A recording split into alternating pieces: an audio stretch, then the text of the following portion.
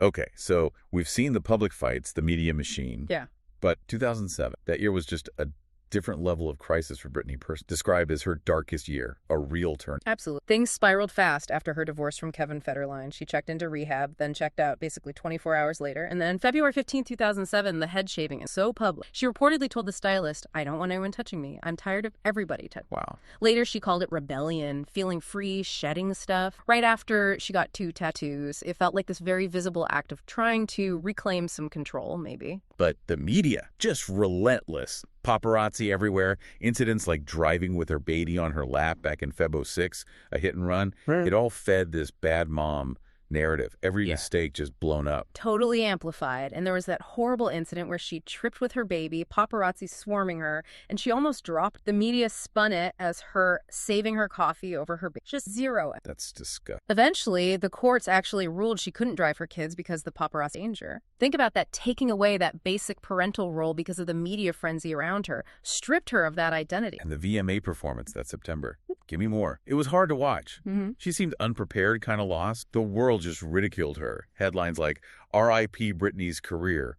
Perez Hilton wrote that awful open letter. Yeah, calling it beyond pathetic. Just brutal, piling on. But here's the thing. Under all that mockery, something else. That moment, it kind of sparked the very beginnings of online fan ads. People like Chris Crocker, remember the Leave Britney Alone video? Yeah, everyone made fun of him. Exactly. Ridiculed them, but looking back, he was, and others like him were, on the right side of his. They sensed something was deeply wrong way before most people. And here's the resilience part. Despite all that chaos, she recorded and released Blackout in October 2007, an album now seen as brilliant, innovative. Songs like Piece of Me directly hit back at the media. It's like a time capsule of that darkness, but also her creative fight. It's incredible she could create anything then. But that period just sounds utterly suffocating. And it led directly to the conservatorship, right? That system that controlled her life for over a decade. Let's unpack that. Established in 2008, her father, Jamie Spears, and Andrew Wallet put in control after she had 2 5150s, those involuntary psychiatric holdings. The court decided she couldn't manage her own affairs. And the control was intense. Interviews were rigorously micromanaged, questions pre-approved. Jamie allegedly threatened journalists like, "Take care of my baby or else." Yeah. Sam Lutfi, that former friend, he alleged she was drugged. Her phone control. Now, there was a restraining order against Lutfi. Britney reportedly feared, but Lutfi's sister testified later that Britney also feared Jamie and wanted out of the conservatorship desperately. Said she couldn't even have her own phone without them listening in. It just shows this profound lack of freedom. And Britney herself called it slavery. Said that at 27, touring the world, she was more miserable now than ever, with no phone, no real autonomy. Just heartbreak. And here's a really disturbing detail from the source, the alleged broken promise. Jamie reportedly told her he'd end the conservatorship after the tour in 2009, huge success, but instead, he made it permanent. That apparently led to a major breakdown for Britney in 2010.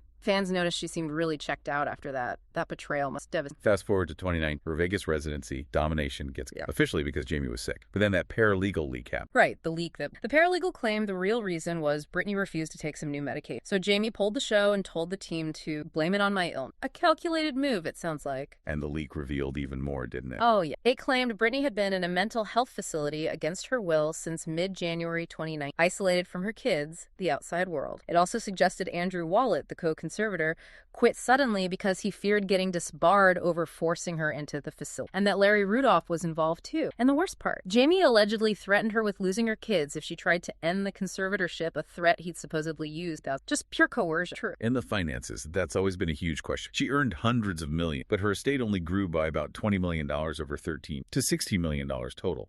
That doesn't seem right. And Lou Taylor's company, TriStar, doubling their fees to $500,000 a year, even when Britney wasn't working. It raises serious questions about management, absolutely. The public battle over control got really intense. Jamie argued he saved her career, built the estate up to $60 million, but Lynn, her mother, called their relationship toxic, suggested it was all over money, with Britney stuck in the middle, a messy intersection of family and finance. Then in November 2020, Judge Brenda Penny makes this key ruling, appoints Bessemer Trust as co-conservator alongside Jane, even though Britney had stated she wouldn't work if her father was still involved, and the media reported it as a loss for Britney. Yeah, that was weird framing. Her lawyer actually saw getting Bessemer Trust appointed as a win, a step towards diluting Jamie's power. Shows how media can spin. Okay, so all this simmering frustration and these leaks that leads to the hashtag Free Britney movement really gained steam in 2019, exploded in 2021. Fans started organizing, realizing like, hang on, we're paying into the brand that's maybe hurting her. Rallies, online campaigns. It went from fringe to mainstream fast. And they got real validation. Sam Ingham, her court-appointed lawyer, actually stated in a court filing that Britney welcomes and appreciates the informed support of her many fans. Cool. That was huge for the move. After years of being called conspiracy theorists, here was official acknowledgement that their concerns were valid. Her social media, though, that remained a big focus of fan worry, right? Her Instagram, TikTok, the dancing videos, the model walk. People were looking for codes, like wearing yellow meant to cry for help, and posts would just disappear. Which raises the question, who was really controlling her online presence? Social media was technically an asset under the conservatorship, controlled by her father. An employee, Cassie Petrie, admitted posting for Britney sometime. Remember the controversy around the Framing Britney Spears documentary? Yeah, the statement saying she hadn't watched but cried for weeks. Exactly, which totally contradicted what Sam Asghari, her boyfriend then, said immediately. He seemed positive about it. It just highlighted how tightly managed her public image was, even online. And that pop-up thing, The Zone, in 2019. Yeah. Like a Britney museum. Yeah, another example. Her team profiting off her legacy, sets from music videos, etc. They claim she blessed it, but she never went. Fans figured out it was basically a cash grab for team conservatorship and boycotted. Shows how aware and mobilized the fans had become. Okay, let's bring it up to today, 2025. Sort of a wellness check. The conservatorship is over, but the public fascination and maybe concern hasn't really stopped, has it? No, and recent things keep fueling it. Like that Instagram post where she hinted she'd adopted a baby girl, London Spears, and was moving to Italy. Right. That got a lot of attention. Then TMZ comes out saying, nope, not true. She's just messing with people. Pointing to the winky face emojis, it keeps the narrative of her being unpredictable, maybe unstable, going. And the baby doll. There's speculation about a baby carrier in her videos. Yeah, sources confirm she has these lifelike baby dolls she sometimes travels. Now, this is important contextually. Collecting those dolls, it could be a coping mechanism, right? For the trauma of essentially losing time and connection with her actual sons during the conservatorship. It also touches on that weird societal thing. Poor people are crazy, rich people are eccentric, but Britney, despite her wealth, still often gets labeled crazy. She doesn't seem to get the eccentric pass. That's a good point. And her relationship with her sons, now they're adults. Yeah. It sounds complicated. There's been talk about money, maybe playing a role in their reconnection, and some fan reactions towards the sons have been really harsh, unnecessarily cruel, as one source put it. That's rough for everyone involved. Totally. And if you connect all this back, think about the head shape. Was it protest? Was it avoiding a drug test? The reasons conflict? Then you layer on the allegation of conservatorship being forced onto antipsychotics, forced to work when unwell. It makes you wonder about the long-term impact. Yeah. How recoverable is someone's mental state after all that? It's not like flipping a switch back to normal. Absolutely not. So we've really journeyed through this incredibly complex saga.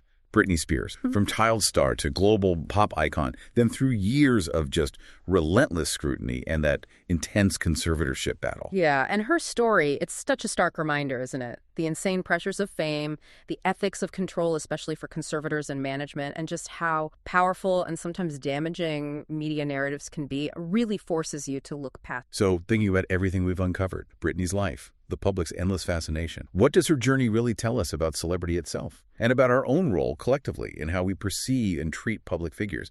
How do we make sure we don't lose the actual human being behind the icon?